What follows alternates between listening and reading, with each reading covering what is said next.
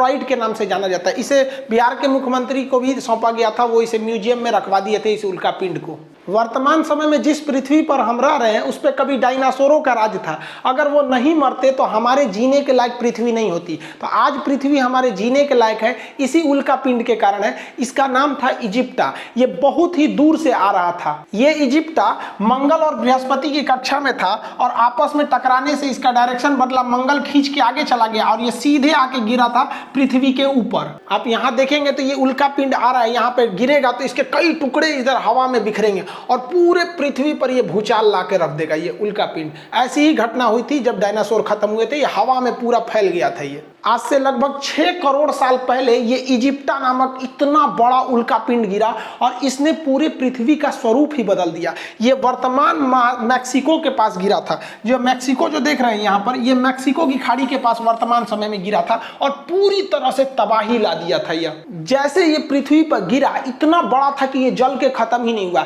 इसका लगभग 10 गुना, जितना दिख रहा है इससे 10 गुना बड़ा था, लेकिन कुछ भाग तो जल के खत्म हो गए थे। जैसे ये गिरा बहुत बड़ा धमाका हुआ।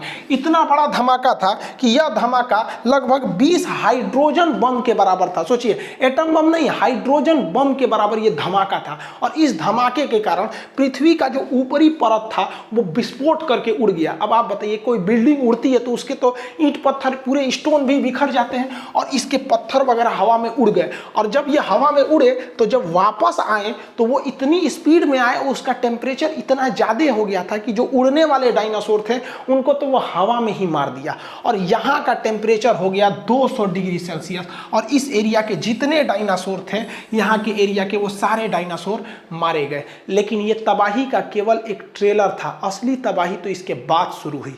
इतना भीषण धमाका के बाद लगभग 10 तीव्रता का पृथ्वी पर भूकंप आया दूसरे साइड में। और पृथ्वी के इतिहास में ये अब तक का सबसे भीषण भूकंप था। इतना भयानक भूकंप से पृथ्वी पर चहल पहल, जितनी भी बड़े बड़े जीव जंतु थे ये भूकंप के शिकार हुए और दब के मर गए। और आपको पता है, हम भूकंप चैप्टर भी पढ़ा दिए हैं। भूकंप जब समुद्र के पास आता है तो वो ले लेता है सुनामी का रूप, और ये समुद्र के पास ही आया हुआ था। मैक्सिको की खाड़ी में गिरा हुआ था, जिस वजह से यहाँ भीषण भूकंप के साथ साथ सुनामी भी आ गई। और सुनामी की लहरें जो आई पूरे समुद्र का पानी उठा के ले आके पटक दी और भीषण भूकंप आया। जितने डायनासोर थे सारे के सारे डायनासोर मारे गए और पृथ्वी के अंदर का जितने ज्वालामुखी थे वो विस्फोट करके उसमें से जहरीली गैसें निकलने लगी, रेडिएशन निकलने लगा, जिस वजह से जितने जीव जंतु थे उस वक्त के मारे गए थे। सारे के सारे जीव जंतु इन सारी घटनाओं का शिकार होकर मर गए।